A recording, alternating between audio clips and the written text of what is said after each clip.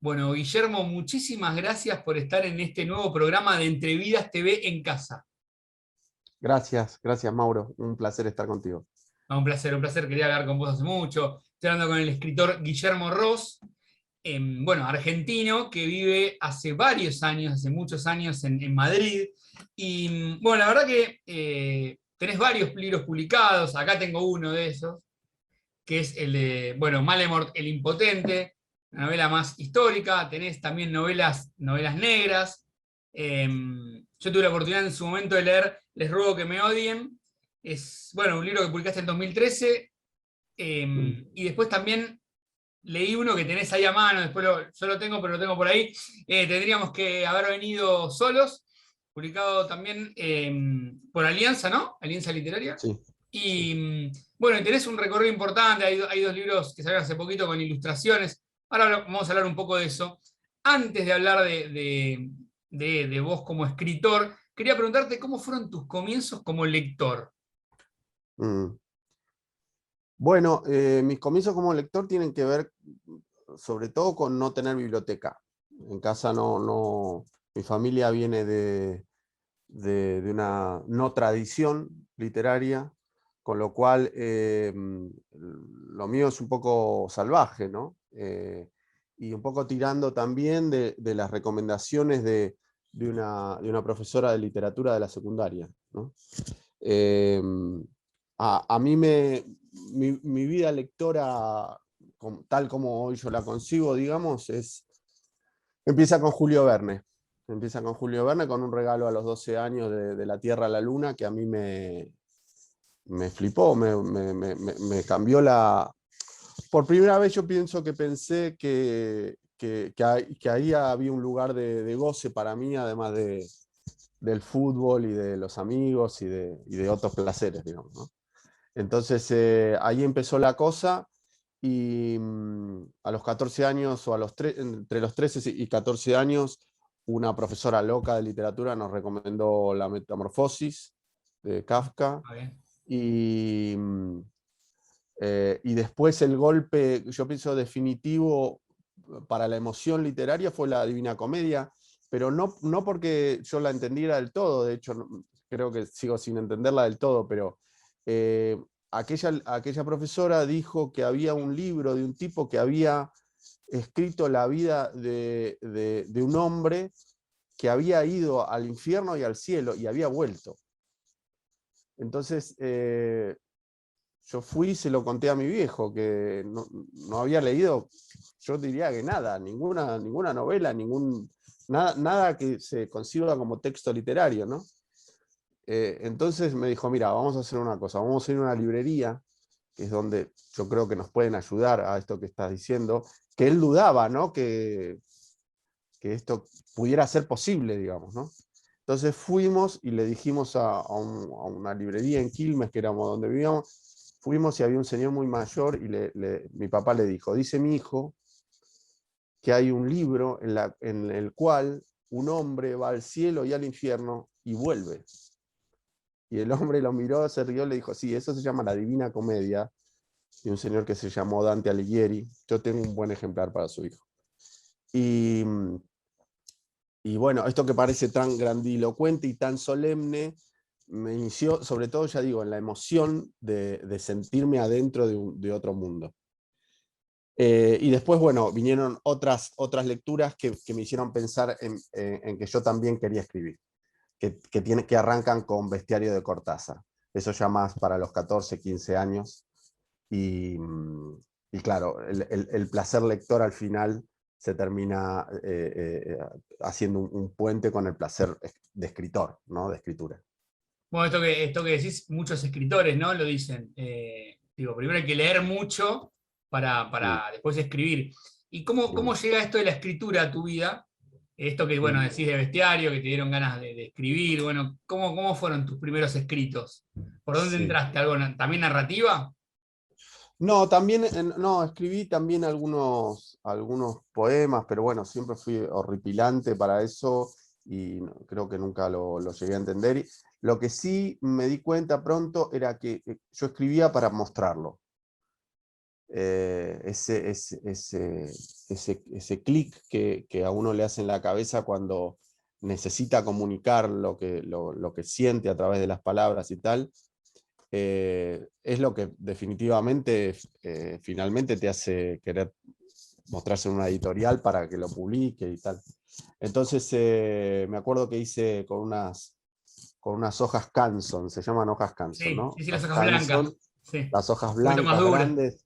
Exacto, con eso me hice una carpetita de 3 o 4 ejemplares con fotocopias para mis 3 o 4 amigos que tenían cierto Ah, interés en todo esto. Y, y bueno, y nada, y lo pasé, eran poemas narrativos, querían ser cuentitos, pero eran o microcuentos, ya no lo recuerdo bien, pero sobre todo tenía las ganas de compartir, eh, empezar a unir palabras que no tuvieran del todo el tono a lo coloquial, salir de pedirle al lenguaje algo que todavía no había hecho en la vida real, digamos. claro. Y era divertido, pero también tenía ya a esa edad, a los 15, 16, 17, ya tenía la angustia de la expectativa de lo que me iban a decir esos 3 o 4 amigos. O sea que yo me siento escritor desde muy joven, digamos, desde antes de escribir, diría.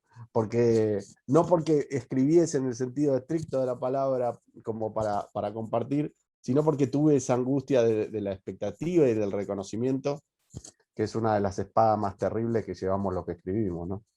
Bueno, eso que decías, y la verdad que qué terrible, ¿no? Que ya desde chico, por ahí la mirada de los otros, en este caso de 4 amigos, bueno, te da esa, ¿no? Esa ansiedad por saber qué pasa, qué es lo que por ahí, me imagino que después te va pasando con cada libro que publicás, ¿no?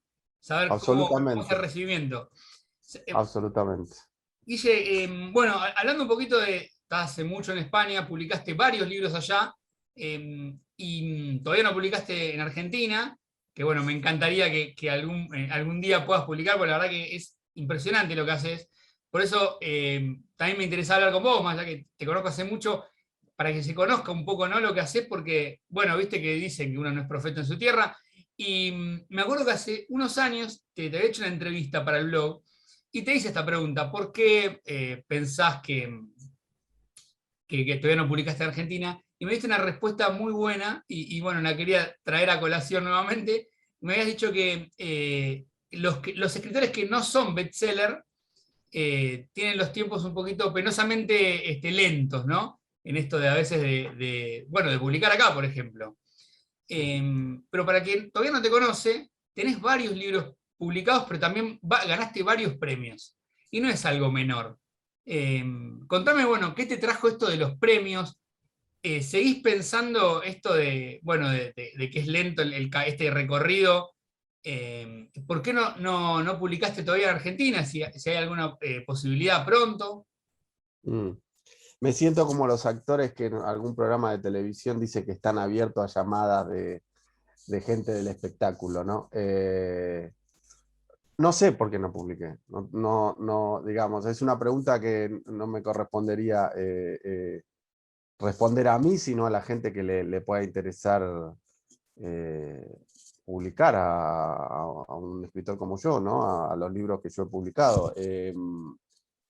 Bueno, me hiciste varias preguntas, ¿no? Sí, El sí, tema de me los parece que. premios, Sí. el tema de los premios, bueno, para cerrar el tema de mis posibles publicaciones en Argentina, yo tengo toda la ilusión. A mí es una de las cosas que más ilusión me haría que algunos de mis libros fueran llevados para allí. De hecho, siempre me pareció como curioso que algunos libros, sobre todo publicados en una editorial como Alianza, con algún premio, no tuviera repercusión allá. Y de hecho mis libros, bueno, recién mostrabas Tendríamos que haber venido solos y Malmore el Impotente. Malmore Impotente es la historia de Pigüé, de un pueblo de la Sí, provincia de Buenos Aires. Tendríamos que haber venido solos, sucede en el conurbano bonaerense. Eh, o sea, no sé, yo sumando los ítems me daría, claro. podría argumentar, digamos, sería lógico. pero bueno, la lógica no existe en este mercado y bueno, los que editan no creerán que es lo suficientemente interesante para publicar ahí. Así que ahí lo cierro. Ojalá que la próxima entrevista, Mauro, sea para contar que estoy publicando por allá. Sobre los premios, bueno, los premios, yo siempre repito una frase de Carmen Martín Gaite, creo que es, si no me acuerdo mal, que es que los premios no hacen escritores, pero sí hacen lectores. Entonces, me gusta la idea de que no se premia una calidad, una supuesta calidad, o no necesariamente eso, sino que se le abre la puerta a un escritor a ampliar su campo de acción, de batalla, de estímulos lectores, digamos. Y sí que eso lo hizo, ¿no? En un espectro mediano, llamémosle, pero a mí me hizo entablar relaciones con una cantidad de lectores que probablemente si no hubieran estado estos premios no habrían estado. Y por otro lado, la alegría del metálico, ¿no? Que a todos nos viene bien. En general los que escribimos nunca estamos sobrados de dinero. Y en tercera medida, cierta mínima espalda al ego que te da. Nuestra profesión es tan solitaria y tan necesitada de algún tipo de respuesta de los que están del otro lado y son invisibles, casi siempre, que te digan eso, por lo menos por un rato, te hace sentir que no vas mal encaminado, ¿no? Bueno, y pensaba esto que decías, ¿no? De los premios te dan lectores, y es genial esto que decís, porque Mm, es lo que pasa muchas veces, por ejemplo, llevándolo a algo más macro, digamos, mm, cuando algún autor gana el premio Nobel. Hay autores que por ahí no son tan conocidos para por claro. ahí el común de los lectores, ganan el Mm, premio Nobel, aparecen en librerías y agotan, ¿no? Que eso se da siempre, o cuando ganan un premio o cuando un escritor fallece, también de repente, libros que son maravillosos, pero, viste, que resurgen. claro. Tenés esto, bueno, ahí tenés un libro a mano, tenés dos, ¿no? Ahí a mano. Me Mm, gustaría que leas un fragmento, para empezar, de Teníamos que haber venido solos, que es, bueno, una historia que tiene que ver con tu papá, una novela negra que súper recomiendo, así que, bueno, es la oportunidad de que después alguna editorial que siempre ven entrevistas mías, bueno, que mm. por ahí te digan, Guille, tenés algún material para mandar y bueno, tenés un montón. Así que, ¿puede ser que leas un fragmento? Claro, yo te voy a tener que pagar algo por esto, Mauro, porque No, me no, estás no, por haciendo favor, por favor. me vas a estar haciendo una publicidad tremenda. No, no, no. Bueno, voy a leer el inicio de Tendríamos que haber venido solos, que por Perfecto. cierto en estos días se va a convertir en audiolibro. Eh, la putada de esto es que me tengo que poner las gafas y, y quería engañar a todos con que soy un poco más joven de lo que soy. Porque en la próxima semana voy a grabar el libro para que se convierta en audiolibro, que va a ser el primero, y la verdad que me hace ilusión que las obras vayan transformándose, ¿no? Que vayan girando y que tengan algún tipo de actualidad, ya que sabemos que los libros entran y salen de la librería de manera muy rápida, muy fugaz, ¿no? Sí. Y bueno, de hecho ahora se sumaron lo que es ebook, ahora audiolibros es algo más normal, que antes no era tan común, ¿no? Exacto. De hecho, tendríamos que haber venido solos. Se puede comprar en ebook. Esta Alianza, que es la editorial que lo ha editado, lo vende por ebook también.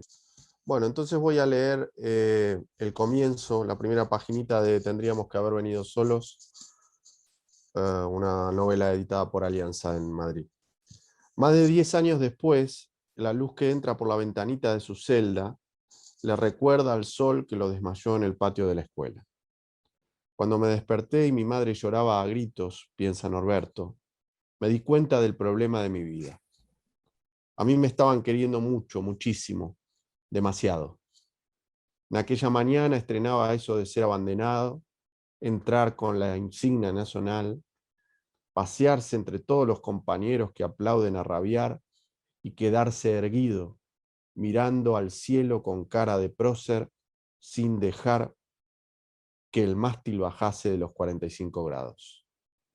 Pero hacía demasiado calor y el sol le pegaba en medio de la frente. Norberto se insoló para desmayarse con teatralidad inesperada. La fiesta se detuvo con la cortina de un "oh" de voces jóvenes. Los uniformados de blanco se arremolinaron como palomas sobre el caído. Fue el general Ismael Vivencio de Lamartine, esposa de la directora y asistente a todos los actos patrios que se realizaran en la escuela, quien tomó al crío en brazos y se lo llevó para la oficina de su esposa. Corrieron como si la muerte se anunciara inminente y el moribundo fuese a pronunciar sus últimas palabras. Muy bueno. Ahí vamos. Muy bueno. Y ya que estamos, me gustaría, si puede ser así que te iba a aprovechar de las gafas, si querés leer un fragmento de Male Morte el Impotente, ¿puede ser? Claro, cómo no.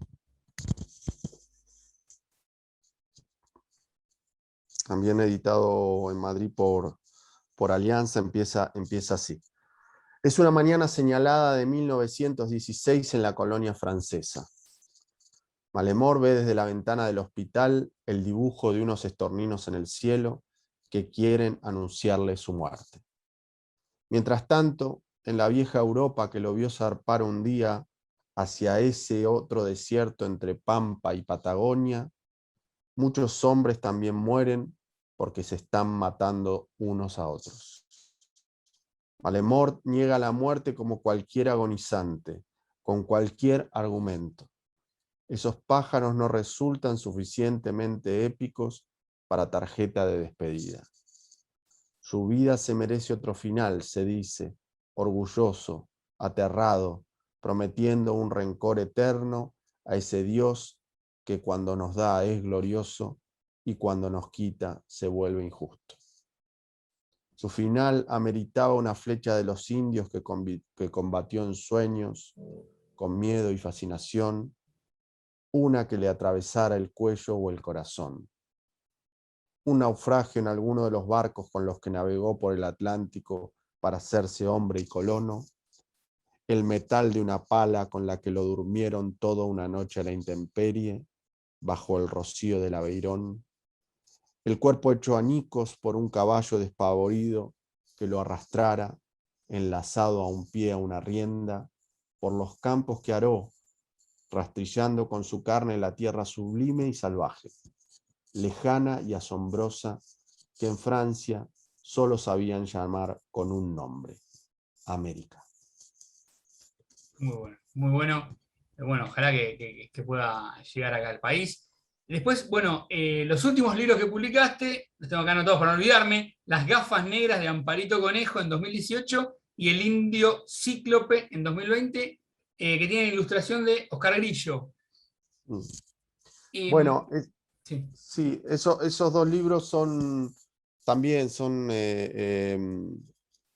como casi todas las cosas que me han pasado en estos 20 años en España, casi por azar, ¿no? Porque conocí a Oscar Grillo, que es un gran dibujante, de más de 70 años, para no decir más, y para contenerme ante su coquetería.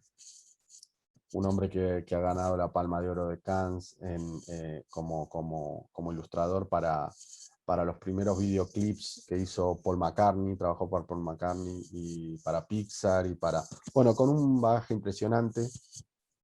Y a mí me pasó que soñé que él dibujaba una de las historias que yo estaba pensando en ese momento, hace unos años, y como soy muy cara dura, le escribí por Facebook y le dije lo que me había pasado. Terminamos hablando por teléfono, le terminé mandando la historia, terminó leyendo Tendríamos que haber venido solos, que le gustó mucho, y en un momento yo estaba en Londres con él, que es donde vive hace más de 40 años, 50 años.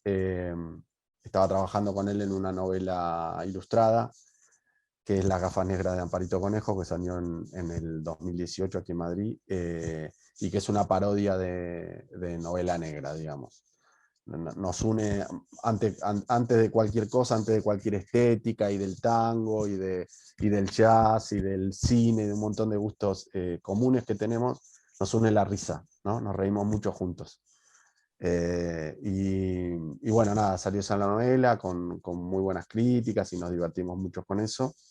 Y bueno, ahí empezaron a surgir una cantidad nueva de chistes hechos libros, digamos. Y el siguiente, que es el último que he publicado aquí, es El Indio Cíclope, que es una comedia en toda regla, y que de hecho empieza en Nueva York, pero pasa por Ushuaia. Hay un indio en Ushuaia que parece que tiene un solo ojo y que parece que es un brujo de muy alta alcurnia entre los brujos. Y bueno, es una comedia, casi una road movie, en la que nos divertimos mucho, y yo me di el gustazo de poder compartir cartel para mí, con un genio del arte, un verdadero genio. Así que, y eso también, para quien le pueda interesar, se puede ver vía internet. Hoy todo se puede comprar vía internet, ¿no?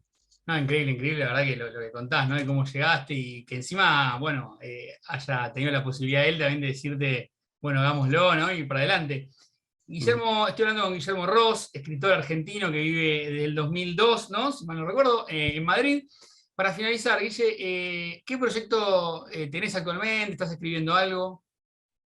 Sí, siempre estoy escribiendo. Ahora estoy escribiendo una novela inspirada en un hecho real, que tiene que ver también con la naturaleza, pero sobre todo con la transformación que produce el viaje, que para mí es un tema muy cercano y muy real, digamos, ¿no? No quisiera contar mucho más que eso porque estoy en el medio de la novela, pero en los últimos años, si no escribo cosas para reírme, como estas con Oscar Grillo, escribo cuestiones que tienen que ver con el paisaje, ¿no? Me interesa mucho la relación de ciertos personajes con la épica que produce el transitar caminos inexplorados, ¿no? Sobre todo caminos inexplorados, que lo que hacen es un poco reflejar los caminos no explorados del interior de cada uno, ¿no? Eso me interesa mucho. Y bueno, es un gran desafío porque lo peor que a cualquier mal escritor como yo le puede pasar es ponerse solemne, ¿no? Entonces siempre huyo de ese tono de pretensiones muy altas, porque lo mío es de artesano, ¿no? No, es muy bueno lo que haces, allá de la humildad está perfecto, pero es muy bueno, lo digo yo para porque no lo puedo decir. Bueno, Guille, un placer esta charla, muchísimas gracias como siempre. Un abrazo grande y ojalá nos podamos ver con libros míos por allá. Ojalá, ojalá, Un pronto. Un abrazo a abrazo grande, todos. Guille. Adiós. Chao, Chao, chao. chao.